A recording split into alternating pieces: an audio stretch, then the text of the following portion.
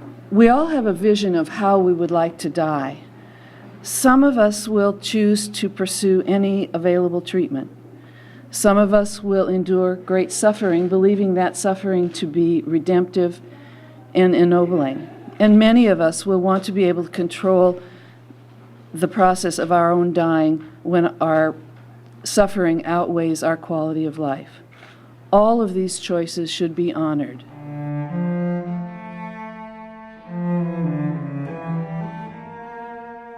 My story began when my husband Randy was diagnosed with brain cancer in the year 2000 at the age of 55. We knew his prognosis was grim. He had radiation to both his brain and spinal cord, along with several types of chemotherapy. The treatment was very harsh and creates negative side effects. I was diagnosed with Parkinson's disease, and everything changed. All of us have faced the fear and sadness of illness and death, personally, in our families, and among friends.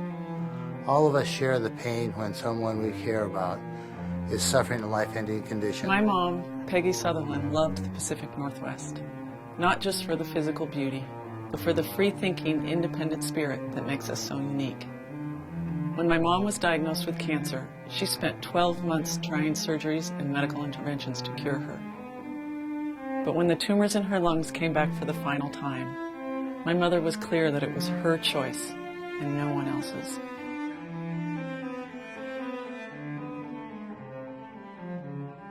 When I was in medical school 50 years ago, they said pneumonia is the old man's friend because people with many kinds of incurable diseases died quickly when they got pneumonia, sparing them a longer period of suffering. But things have changed, and in some cases, it's humane and ethical for doctors to help people die.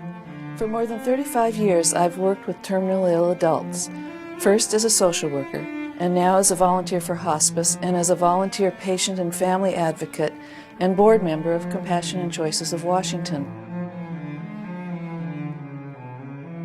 When my husband Randy wanted to die with me and a few others by his side holding his hand, hospice informed him that it was illegal for them to assist him. He told them that he wanted to move to Oregon, where it is legal. They said he wouldn't live long enough to establish residency, which was true. He was angry that he wasn't going to have the end he wanted. In the end, the pain was severe. The loss of her bodily functions was very disheartening to her, and she was unable to live the kind of productive, interactive life she desired. Her decision to use the Death with Dignity Act was never a secret. I remember clearly when she made the decision to switch from trying to stay alive to allowing herself to die. The initiative we are filing gives mentally competent adults who have been diagnosed with a terminal illness and have less than 6 months to live the ability to legally obtain a prescription for life-ending medication. Whatever our belief in any one of the world's great religions, we recognize that from antiquity our highest traditions have ethical teachings in common. They call us to compassion and, where possible, to the lifting of burdens from one another.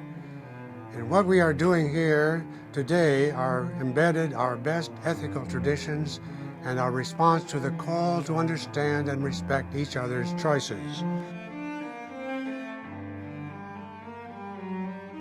Our initiative respects choice. It mirrors the Oregon Death with Dignity Act, which over the last 10 years has been used sparingly and with absolutely no evidence of coercion or inappropriate application. The Washington Death with Dignity Act will provide a compassionate, humane process for terminally ill adults to make their own decisions. It is a fair law, it is a safe law, and it is one which the citizens of Washington deserve. The law requires strong oversight by medical professionals and real safeguards to make sure that it cannot be abused.